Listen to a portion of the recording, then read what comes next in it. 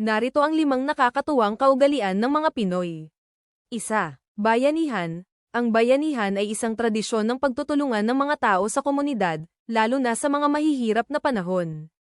Isang halimbawa nito ay ang pagtulong ng mga kapitbahay sa paglipat ng bahay, kung saan buo ang samahan at pagtutulungan. 2. Sana all. Ang sana all ay isang sikat na ekspresyon na ginagamit ng mga Pilipino bilang reaksyon kapag nakakakita ng magandang pagkakataon o karanasan ng iba. Halimbawa, kung may kaibigan na may bagong bahay o kotse, sasabihin nilang, sana all, bilang pagpapakita ng paghanga at pagnanais na sana'y mangyari rin sa kanila. 3. Pista at kasiyahan. Ang mga Pilipino ay kilala sa kanilang pagdiriwang ng mga pista. Ang mga okasyong ito ay laging may kasamang sayawan, kantahan, at maraming pagkain. Minsan, kahit wala ng kaugnayan sa selebrasyon, nagiging pagkakataon ito ng pagtulong-tulungan at kasiyahan ng buong komunidad.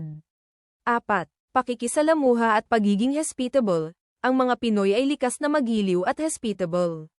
Kahit sa mga hindi kakilala, laging bukas ang mga Pilipino sa pakikisalamuha at pagpapakita ng kabutihang loob. Madalas nilang ipaghanda ng pagkain ang mga bisita, kahit pa sila'y hindi handa o wala masyadong resources. 5. Tampo pagkakaroon ng malasakit sa isang tao. Ang tampo ay isang tradisyon ng mga Pinoy na tumutukoy sa pagiging tahimik at malungkot kapag may hindi pagkakaintindihan. Bagamat hindi ipinapahayag ang galit, ang tampo ay isang paraan ng pagpapakita ng malasakit at paghihintay ng oras upang magkabati at magbalik loob.